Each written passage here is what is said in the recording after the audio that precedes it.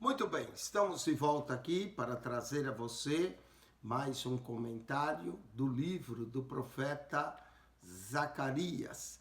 O livro do profeta Zacarias é o 11º livro dos livros proféticos, o 38º livro do nosso Antigo Testamento. O livro do profeta Zacarias pode ser dividido em duas partes, capítulo 1 a 8, parte primeira, capítulo 9 a 14, a segunda parte. Nessa primeira parte, nós vamos encontrar 8 visões de Zacarias. Zacarias profetizou juntamente com Ageu, ele é profeta pós-cativeiro. Ageu profetiza em 520, desperta o povo para a reconstrução do templo. 2 meses depois, Zacarias, mais novo do que Ageu, se junta a Ageu, incentivando a reconstrução do templo, mas Zacarias tem um ministério mais longo de Ageu. Enquanto o ministério de Ageu durou 4 meses, o de Zacarias vai ser muito mais longo, vai durar pelo menos 2 anos nessa primeira parte, 520 a 518, e o ministério depois, na segunda parte do seu livro, enfoca muito o Messias que viria. Zacarias é o maior livro dos profetas menores. Ele e Oséias são os 2 maiores. Oséias tem 14 capítulos, Zacarias tem 14 capítulos, mas o livro de Oséias possui 197 versos, enquanto que Zacarias 211 versos. Possui 14 versos a mais do que o livro do profeta Oséias. Enquanto Oséias é um livro de dificuldade, difícil aceitação quanto à razão, não é? Zacarias é o mais difícil da interpretação. Zacarias também é o mais messiânico dos profetas menores. Ele é como o livro de Isaías entre os profetas maiores, profeta messiânico. Zacarias é o profeta messiânico. Ele também se assemelha com Jeremias, não é? O livro do profeta Zacarias se assemelha com o profeta Jeremias, trazendo uma mensagem para um povo. E Ezequiel, ele se assemelha com Ezequiel no sentido de ter visões, como Ezequiel foi o profeta das visões.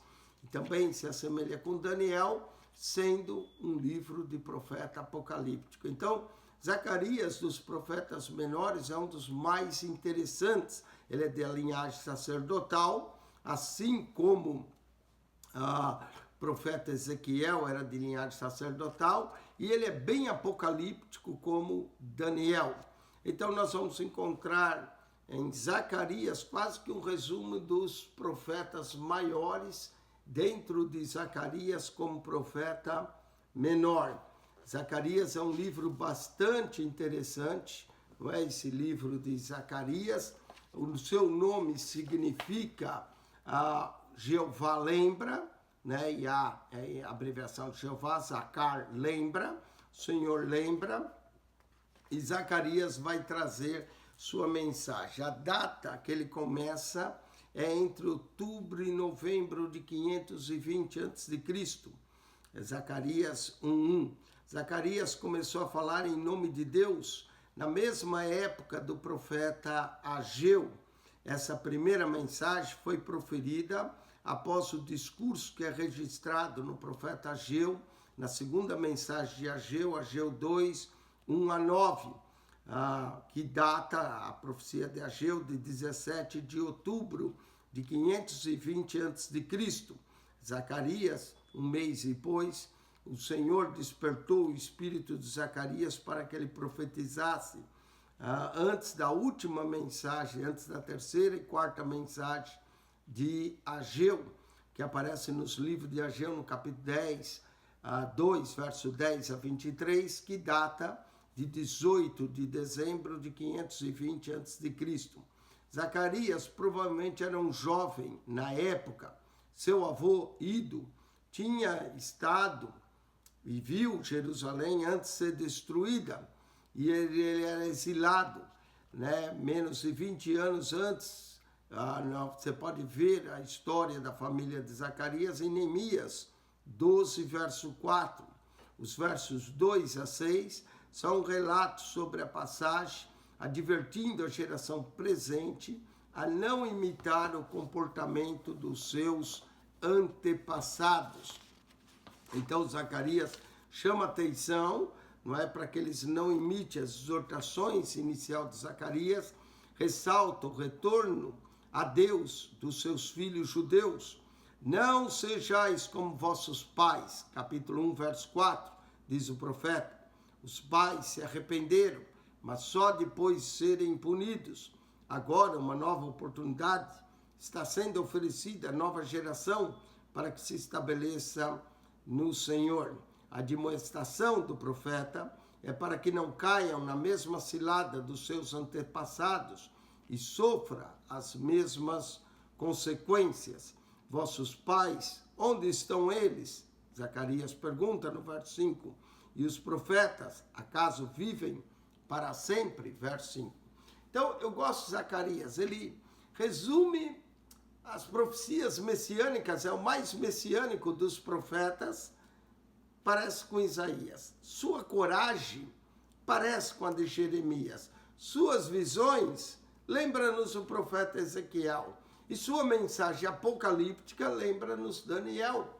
Que profeta, é o maior livro dos profetas menores, mas que resume basicamente os 4 profetas maiores em seu livro, não é? Então, agora no capítulo 1, verso 7 a 17, ele vai ter a sua primeira visão, os cavalos entre as murteiras. A primeira visão ocorreu no 11º mês do ano 520.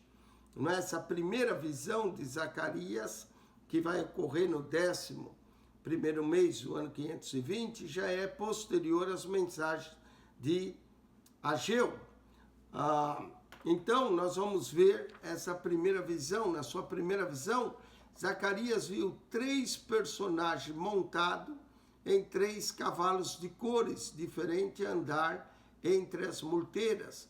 Faz lembrar, ou existe uma analogia desses 3 cavalos na abertura dos selos de João no Apocalipse 6.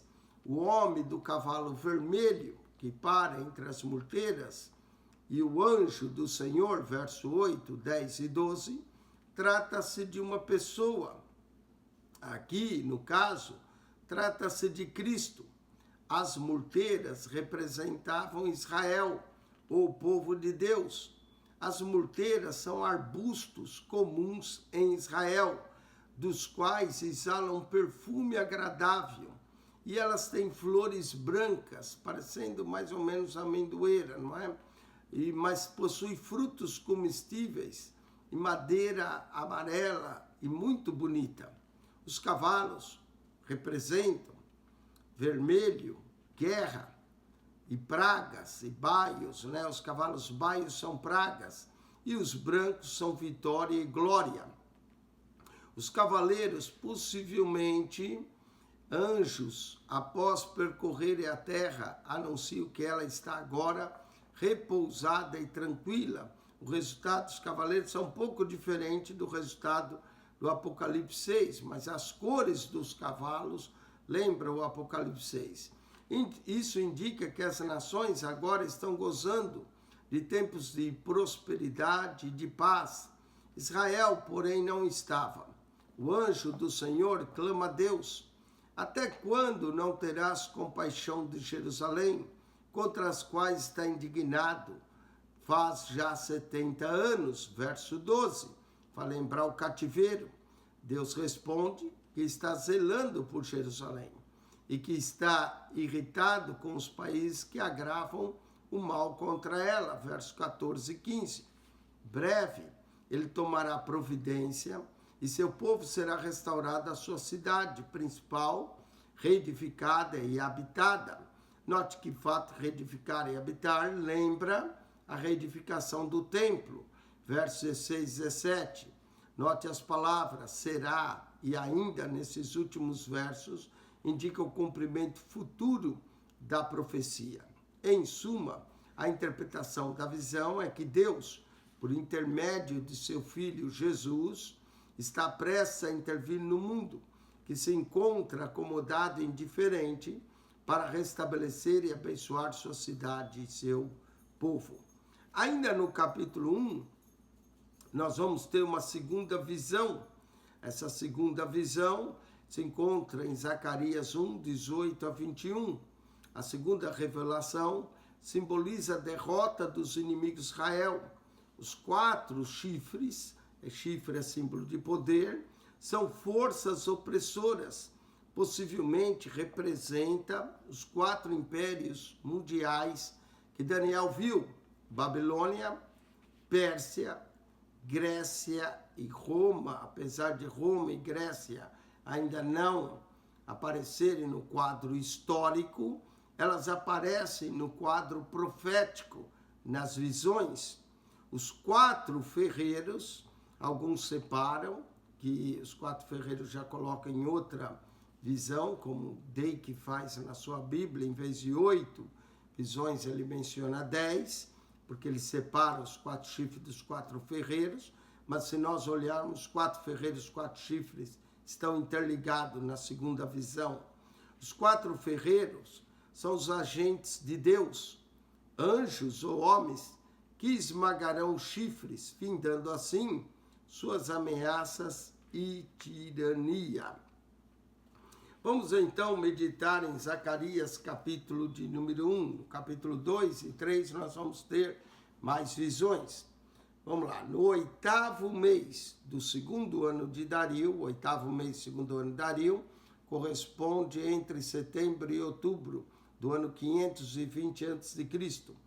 Veio a palavra do Senhor ao profeta Zacarias. Se você comparar, a palavra do Senhor vem a Zacarias depois que Ageu recebeu suas 2 primeiras mensagens. A mensagem do capítulo 1 de Ageu e a do capítulo 2, verso 1 a 9. Então nós temos aqui a palavra do Senhor que veio ao profeta Zacarias, filho de Baraquias, filho de Ido, dizendo: os escritos proféticos de Ageu e Zacarias têm quase a mesma data. Eles referem-se à época da volta dos remanescentes de Israel que vieram do cativeiro para ajudar a reconstruir o templo em Jerusalém.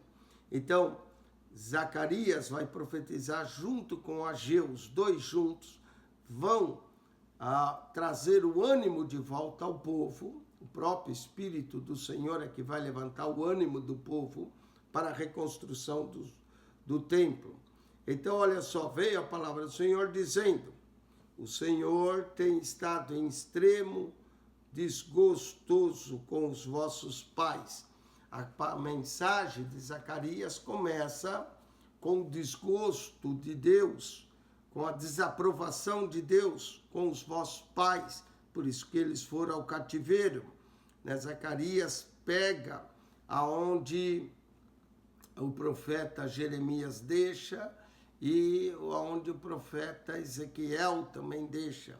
Ele serve quase como uma ponte de continuação entre os profetas maiores e os menores. O Senhor tem estado em extremo desgostoso com vossos pais. Enquanto que o enfoque de Ageu também está no templo, o de Zacarias está na cidade de Jerusalém. O Senhor tem estado em extremo desgostoso com vossos pais. Portanto, diz-lhes: assim diz o Senhor dos exércitos. Da mesma forma que Ageu, ele também declara que a sua palavra vinha do Senhor dos exércitos. Assim diz o Senhor dos exércitos: tornai para mim, diz o Senhor dos exércitos, e eu tornarei para vós, diz o Senhor dos exércitos. Se o homem se volta para Deus, Deus se aproxima do homem. Mas note que depende do homem arrepender. Deus está sempre querendo ter comunhão com o homem. Mas se o homem volta as costas para Deus, não há outra situação. Mas quando o homem se volta para Deus, Deus se volta para o homem. O homem dá as costas. Deus continua aqui, mas quando o homem se volta para Deus, Deus se aproxima do homem. E como é que o homem se volta para Deus? Se convertendo, se arrependendo de seus pecados, pedindo perdão. Deus é santo. Quem tem pecado somos nós. Quem tem que se arrepender somos nós. E não sejais como vossos pais, os quais clamavam os primeiros profetas. Note que os primeiros profetas, ele está se referindo, claro, a Jeremias, a Isaías, aos profetas antes do cativeiro, que clamaram, e também podemos incluir todos os outros 9 profetas antes aqui, não é? Que é Oséias, o profeta Joel, o profeta Amós, o profeta Obadias, o profeta Jonas, que também profetizou em Nínive, né? O profeta Miqueias, Naum, Abacuque, Sofonias, todos os profetas que vieram antes, com exceção de Ageu, que é da sua mesma época, todos esses profetas, pode qualificar aqui, os quais clamavam os primeiros profetas, dizendo, assim diz o Senhor dos Exércitos, convertei-vos agora, né? Quem falou isso? Convertei-vos, Isaías, Jeremias, Ezequiel, Oséias, todos falaram, usaram a palavra convertei-vos agora dos vossos mau caminhos, das vossas más obras.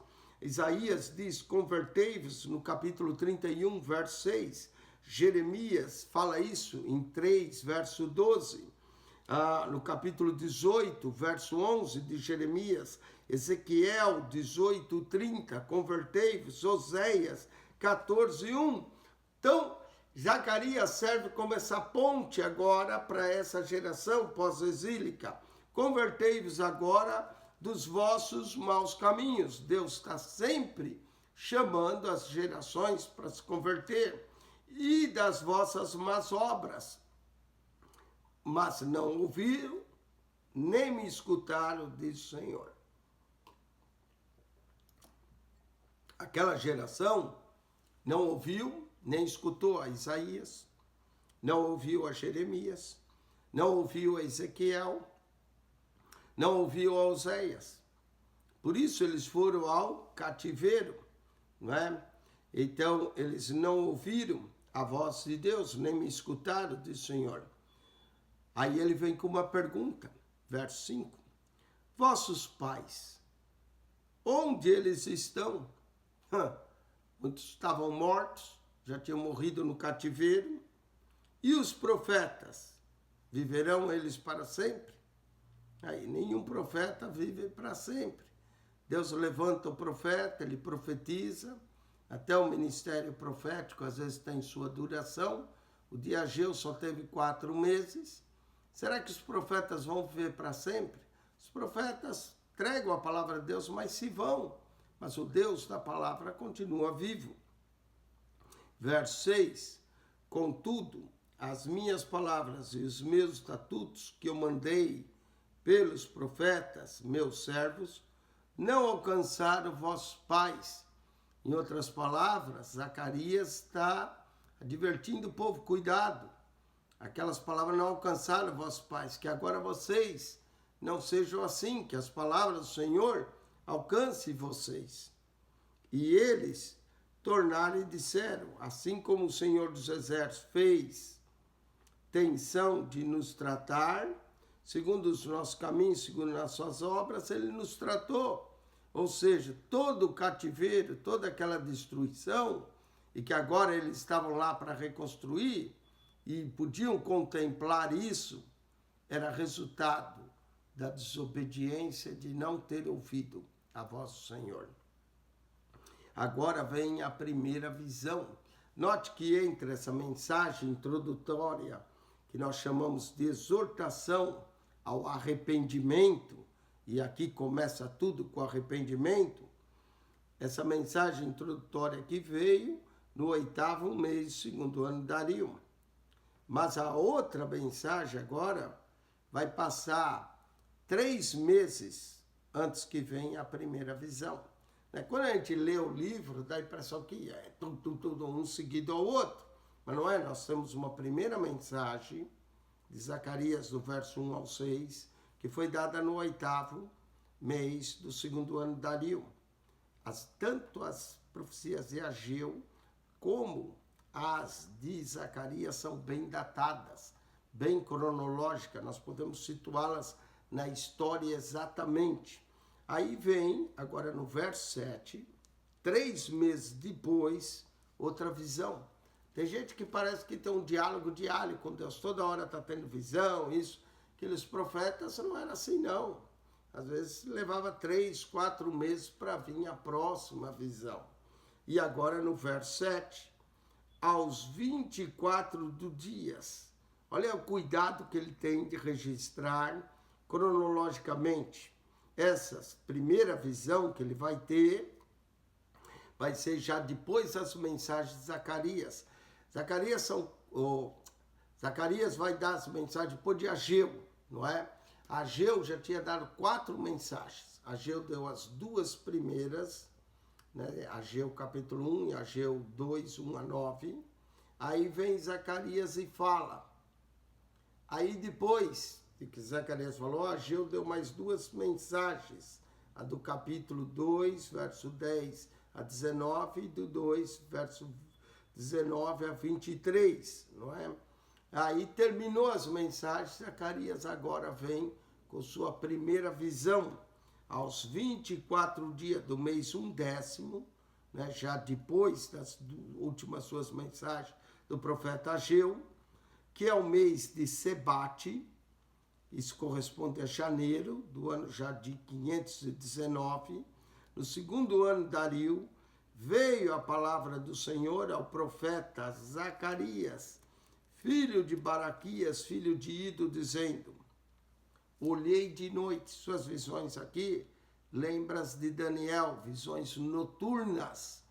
Olhei de noite e vi um homem montado em um cavalo vermelho. O cavalo vermelho faz lembrar a abertura do 2º selo no Apocalipse 6. E parava entre as murtas são arbustos em Israel, que estavam na profundeza, e atrás deles cavalos vermelhos, morenos e brancos. Né? Aqui os cavalos, a cor, faz lembrar a abertura dos selos. O cavalo vermelho normalmente aponta para a guerra. Morenos, que são pretos, e brancos, estavam atrás dele. E eu disse, Senhor meu, quem são esses? Quem é esse cavalo e esses cavaleiros? E disse-me o anjo que falava comigo, o anjo que vai responder.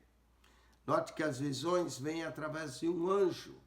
Ele está vendo e tem um anjo falando com ele. O anjo é um mensageiro de Deus. Assim como João também recebe sua revelação profética através do anjo. Eu te mostrarei quem esses são. Então respondeu o homem que estava entre as murtas e disse-lhe, o homem que estava entre as murtas e disse, esses são os que o Senhor tem enviado para andarem pela terra. Então esses cavaleiros iam passear pela terra, vamos lá. E eles responderam ao anjo do Senhor, que estava entre as murtas, e disseram, esse anjo do Senhor entre as murtas, o anjo do Senhor é sempre uma cristofonia, uma aparição de Cristo no Antigo Testamento. E estava entre as murtas e disseram, nós já andamos pela terra. Esses cavaleiros já tinham andado pela terra.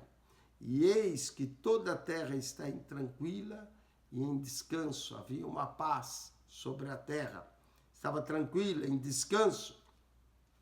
Então o anjo do Senhor respondeu e disse, ó Senhor dos exércitos, até quando não terás compaixão de Jerusalém?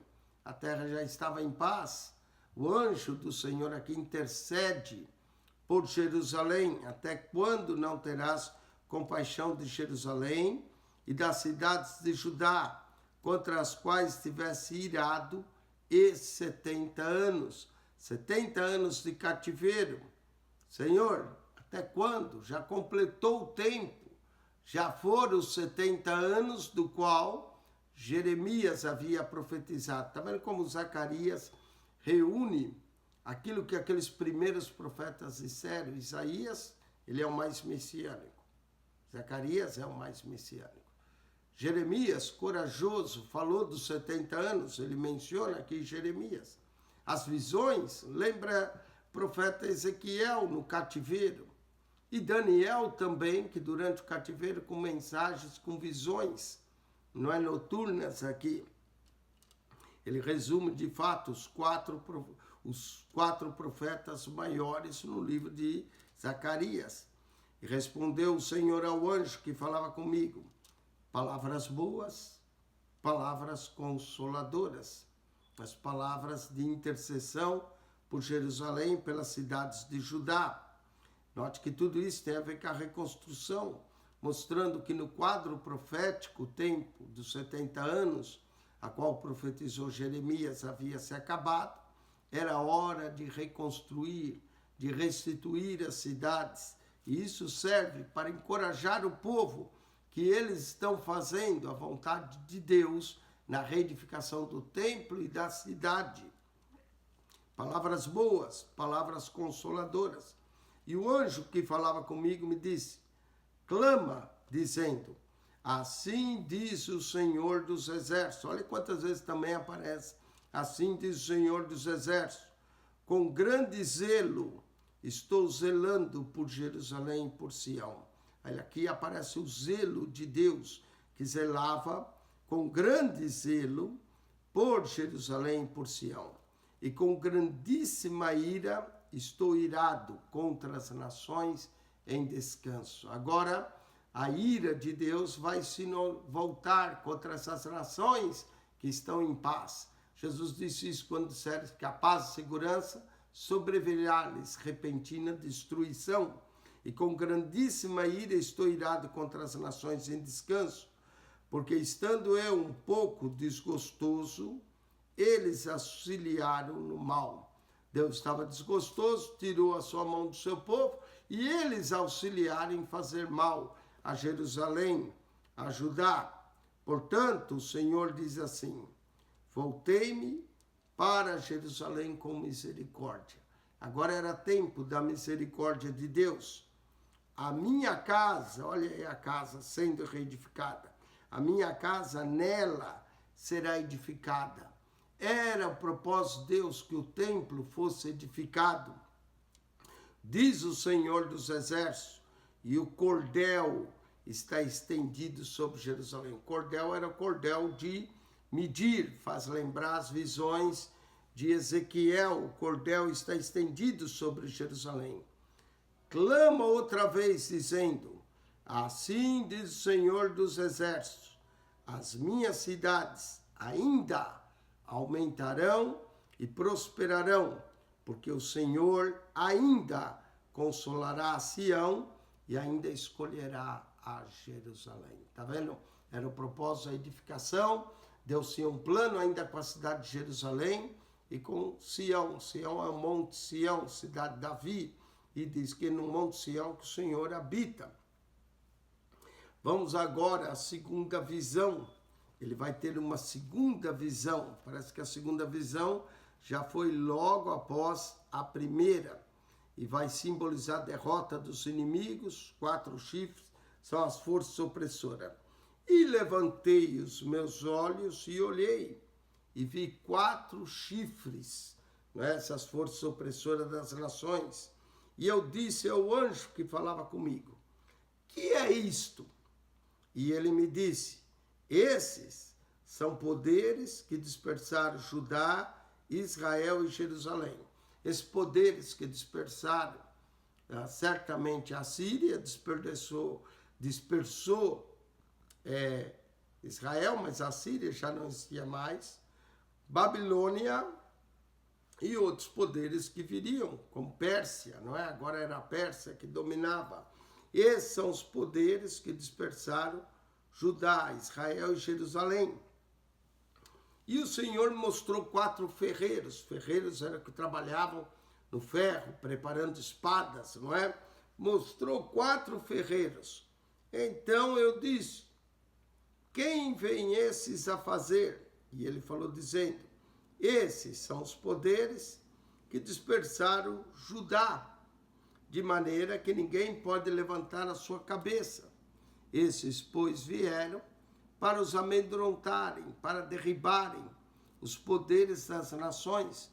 Eles dispersaram Judá, esses ferreiros, alguns interpretam ferreiros como agentes angelicais, não é? Outros interpretam como poderes das outras nações, porque dispersaram Jerusalém, mas agora eles vão derribar os poderes das nações que levantaram o seu poder contra a terra de Judá para espalharem. O número 4 sempre representa um número universal, os 4 cantos da terra, mas não é que a terra é quadrada, é que representa norte, sul, leste e oeste, 4 poderes, não é? Então daí os 4 ferreiros que derrubaram Jerusalém, mas agora vão derrubar os poderes da nação. Aqueles que fizeram mal, agora o mal vai se voltar contra eles.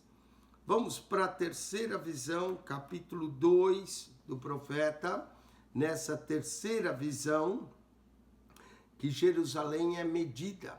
Ezequiel também tem uma visão similar no seu livro, aonde Jerusalém é medida, tomada as medidas de Jerusalém. Ezequiel 36, 10 a 11, fala também disso, não é? Dessas medidas da cidade. E também lembra o Apocalipse da Nova Jerusalém, que é medida. Vamos lá, Jerusalém, a terceira visão. A explicação da terceira visão, em que a cidade de Jerusalém é medida, mostra que a cidade santa será grande e cheia de gente. Fala da volta dos judeus que estava espalhado pelo mundo afora. Lembra que o Zorobabel e com Josué, esses líderes, só voltou 50 mil. Mas agora fala da volta dos judeus espalhados pelo mundo afora, voltando a Jerusalém.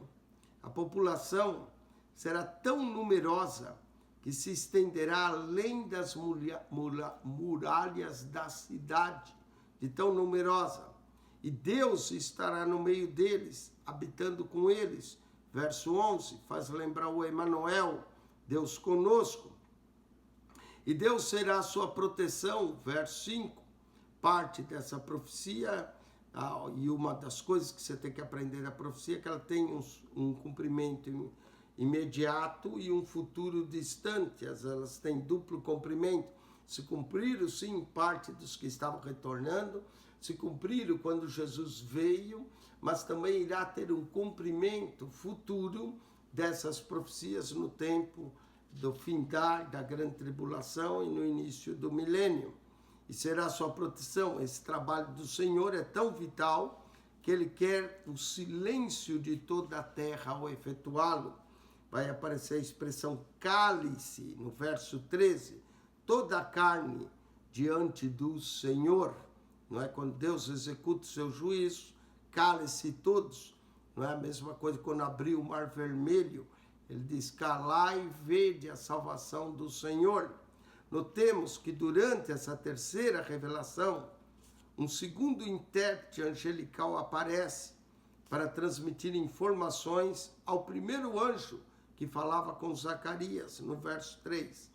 O primeiro mensageiro tinha explicado o significado das 2 primeiras visões para o profeta. Mas agora vem um outro.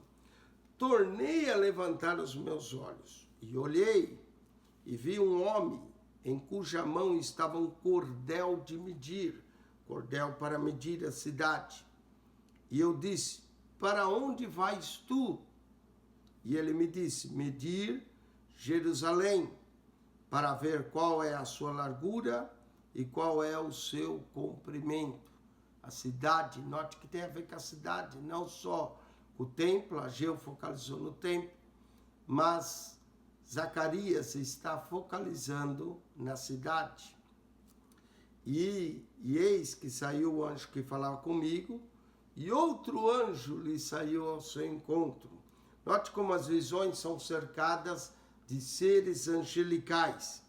E ele disse, corre e fala a esse jovem. Note que aqui Zacarias é jovem, talvez diferente de Ageu, que era mais idoso. E diz, corre e fala a esse jovem, dizendo, alguns dizem que Zacarias talvez tinha aí uns 20 anos, não era bem jovem, quando começou a profetizar. E diz, corre e fala a esse jovem, dizendo, Jerusalém será habitada.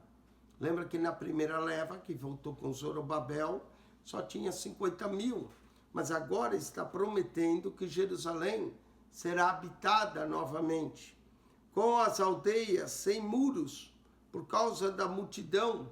A ideia de sem muros nos mostra talvez uma época de segurança em que os muros já não serão necessários, porque o Senhor será a proteção da cidade, nela, dos homens e dos animais. E eu, diz o Senhor, serei para ele um muro, está vendo? O Senhor mesmo será um muro de fogo em redor. E eu mesmo serei no meio dela a sua glória. Aqui aponta possivelmente para uma época milenial. Ao mesmo tempo que Zacarias está profetizando a reconstrução, e sem muro, porque a cidade estava sem muro, quem vai reedificar os muros é Neemias, mais tarde. Nós estamos aqui no ano 520, 519 a.C., Neemias vai reconstruir os muros em 445, não é? Antes de Cristo, quase que 80 anos mais tarde, os muros serão edificados, mas também aponta para uma época futura, em que não será mais necessário o muro, porque diz, para ela, um muro de fogo em redor, eu mesmo serei no meio dela a sua glória. Zacarias também lembra a glória do Senhor, assim como Ageu menciona essa glória no capítulo 2, verso 9. Verso 6. Olá, ó hoje, fugi agora da terra do norte, a terra do norte, Babilônia, Pérsia, diz o Senhor, porque vos espalhei com os 4 ventos do céu, diz o Senhor. Os 4 ventos do céu, eles foram espalhados, e foram espalhados nos 4 ventos, os 4 cantos da terra. Daí a ideia do 4, que eles estavam espalhados nos 4 cantos da terra. Verso 7, ó Sião, livra-te tu que habitas com a filha da Babilônia. Em outras palavras, lembra, sai dela, povo meu, da Babilônia. Alguns não quiseram voltar da Babilônia, já estavam lá acomodados. Ó Sião, livra-te, tu que habitas com a filha da Babilônia. Porque assim diz o Senhor dos Exércitos, depois da glória, ele me enviou às nações que vos despojaram. Por que eles deveriam sair da Babilônia? Porque ela seria destruída futuramente. Depois da glória, ele me enviou às nações que vos despojaram. Porque aquele que tocar em vós, toca na menina do seu olho. Olha só, então, cuidado, meu povo, porque eles vão ser destruídos, o Senhor enviou, mas aquele que tocar em vós, toca na menina do olho. Olha, se alguém meter o dedo no nosso olho, dói, não é? E imagine tocar no olho de Deus. Aquele que tocar em vós, toca na menina do olho. Por isso que todos aqueles que tocaram em Israel, começaram sua queda. A menina do olho, diz que Deus guardou como a menina do seu olho eles. Deuteronômio 32:10, lembra isso? Guarda-me como a menina do olho. Salmo 17, verso 8. E aquele que tocar em vós, na menina do seu olho. Zacarias 2:8. Porque eis, aí levantarei a minha mão sobre eles. O levantar da mão é um juramento. E eles virão a ser presa daqueles que os serviram. Assim saberei vós que o Senhor dos Exércitos me enviou. Olha só, são chamados a cantar e se alegrar. Exulta-te e alegra-te, ó filha de Sião, porque eis que venho e habitarei no meio de ti, diz o Senhor. Esse exulta e canta, lembra também o profeta Sofonias, no capítulo 3, verso 14, que ele chama o povo a se exultar e a cantar. Exulta e alegra-te, ó filha de Sião, porque eis que venho e habitarei no meio de ti, diz o Senhor. O retorno também da glória lembra Ezequiel, mencionando que a glória voltaria. E naquele dia, muitas nações se ajuntarão ao Senhor, e serão meu povo, e habitarei no meio de ti, e saberás que o Senhor dos exércitos me enviou a ti. Deus habitando no meio do seu povo, aponta para a época milenial. Então o Senhor possuirá Judá como sua porção na Terra Santa, que é chamada a Terra Santa. Não é a terra foi dada por Deus, era a Terra Santa. E ainda escolherá Jerusalém, a promessa de Jerusalém como a cidade do grande rei. Por isso, cale-se toda a carne diante do Senhor, porque Ele despertou a sua santa morada. Que é o que nós estamos vendo em nossos dias, Deus despertando a sua santa morada, Jerusalém, o retorno dos judeus, a transferência até da embaixada de Tel Aviv para Jerusalém, Deus despertando o espírito do povo novamente, que a era messiânica se aproxima. Vamos para o capítulo 3, a quarta visão. O sumo sacerdote é acusado por Satanás e justificado por Deus. Nessa quarta visão do capítulo 3, nós temos o que acontece no céu. Satanás, grande acusador, faz lembrar o livro de Jó, no capítulo 1, que Satanás acusou Jó de servir a Deus por interesse. Aqui, Satanás está acusando o sumo sacerdote diante de Deus. Vamos então a Zacarias 3, 1 a 10. Deus me mostrou, diz Zacarias, o sumo sacerdote. A quarta visão, o sacerdote Josué, simboliza todo o sacerdócio de Israel. As suas vestes sujas representam manchas do pecado. A remoção da mesma e os finos trajes que lhe foram dados significa perdão, misericórdia e santidade novamente, bem como a sua restauração do seu primeiro estado glorioso. O simbolismo aqui não é só para Josué, abrange todos os judeus, um povo a qual Deus chamou para ser um reino sacerdotal, com vocação sacerdotal, e são todos representados por Josué. Josué é o mesmo nome de Jesus, não é? Josué em hebraico, Jesus no grego. Vemos aí a promessa da purificação da nação israelita. O sumo sacerdote e os homens de presságio, homens que são um sinal, isso é, são prototipos dos eventos de coisas futuras. Paulo diz que todas as coisas foram escritas como sombra para nós, o escritor de Hebreus também usa isso, e precederão a vinda do renovo do Messias. É uma segunda promessa registrada nessa visão que irá se cumprir entre o povo escolhido, e aqui também traça o sacerdócio eterno de Cristo, superior da ordem levítica. Vamos à quarta visão. O sumo sacerdote é acusado por Satanás, mas é justificado por Deus. Satanás é o grande inimigo, o grande acusador do povo de Deus.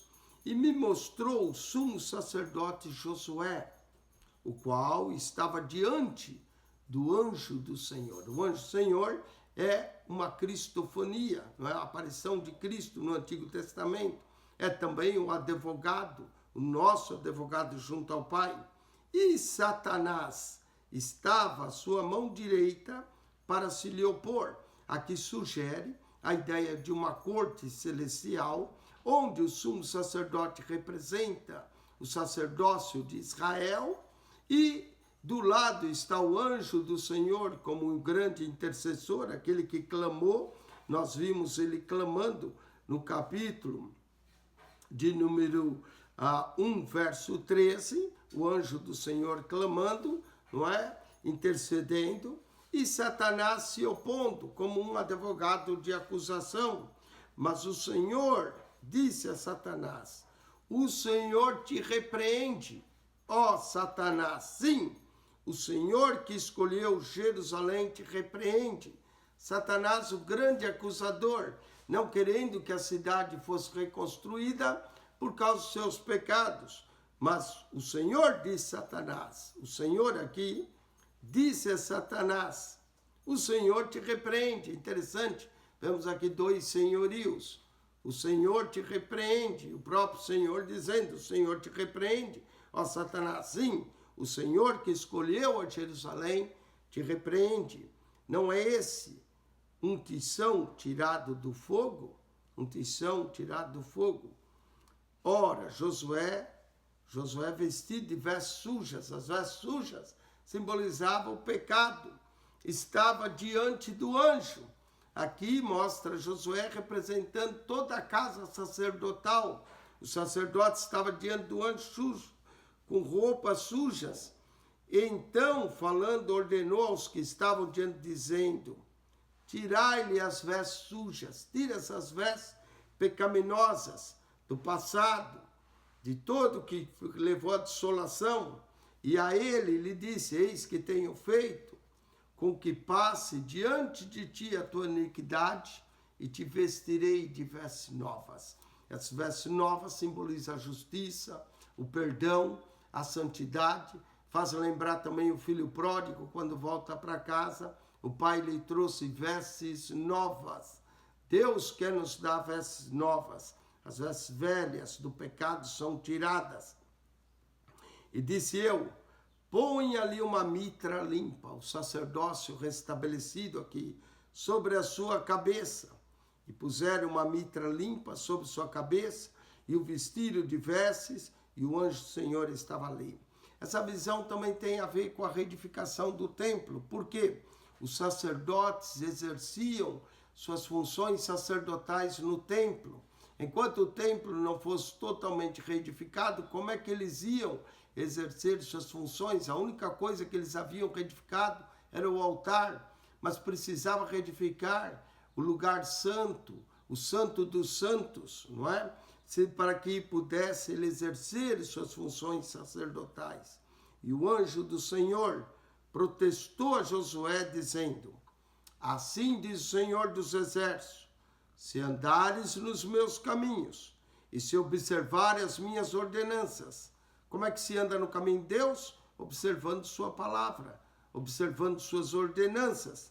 Também tu julgarás a minha casa. Quando se observa a palavra de Deus, se julga com justiça. E também guardarás os meus átrios, a parte interior, e darei lugar entre os que estão aqui. Está vendo? O restabelecimento do sacerdócio. Ouve, pois, Josué, sumo sacerdote. Parece que essa visão, quarta visão do capítulo 3, é dirigida especialmente ao sumo sacerdote. Ouve, pois, Josué, sumo sacerdote, tu e teus companheiros que se assentam diante de mim, porque são homens portentosos. Eis que eu farei vir o meu servo, o renovo. Que promessa maravilhosa desse servo que vem, o renovo da casa de Davi, que é o Messias. Mas note que o sacerdote, ele viria no meio do sacerdócio. Fala aqui, aponta para o sacerdócio de Cristo. Zacarias é considerado o profeta mais messiânico. Já está apontando o sacerdócio de Cristo. E farei vir o meu servo, o renovo. Porque eis aqui a pedra que pus diante de Josué. Ele é uma pedra. A pedra que os construtores rejeitaram. Eis aqui a pedra que pus diante de Josué. Sobre esta pedra única, a pedra da nossa salvação, a rocha, estão 7 olhos. Aí, ó, os 7 olhos que aparecem lá no Cordeiro, no Apocalipse. Os 7 olhos aparecendo aqui na pedra. Essa pedra possui 7 olhos, quer dizer, os 7 Espíritos de Deus, que vê tudo. 7 é um número simbólico, profético, completo.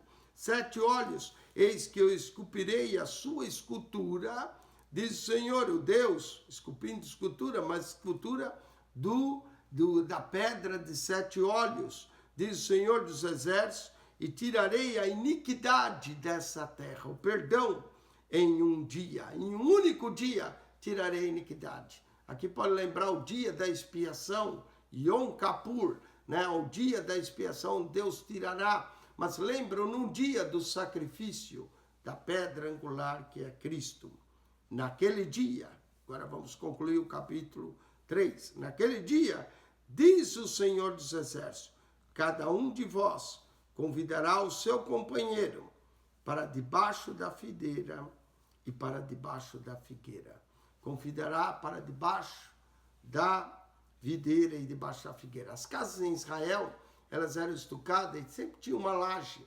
Em cima da laje eles plantavam figueira, plantavam videira, e dali eles meditavam na palavra de Deus, dali eles oravam. Então, convidar para debaixo da videira ou debaixo da figueira era para buscar ao Senhor. Faz lembrar Natanael, que estava debaixo de uma figueira, e quando Cristo menciona isso, ele diz, tu és o Messias tão aguardado, não é? Debaixo da videira, debaixo da figueira. Com isso, concluímos o capítulo 3. Nós vamos voltar, ainda resta-nos 11 capítulos para concluir todo o livro do profeta Zacarias. Se você tem gostado desse comentário, coloque aí um sinal de joinha. Ajude-nos a divulgar o nosso canal. Esse é o único canal que comenta a Bíblia para você de forma sistemática. Nós introduzimos, depois nós vamos capítulo por capítulo, verso por verso, para que você tenha um comentário.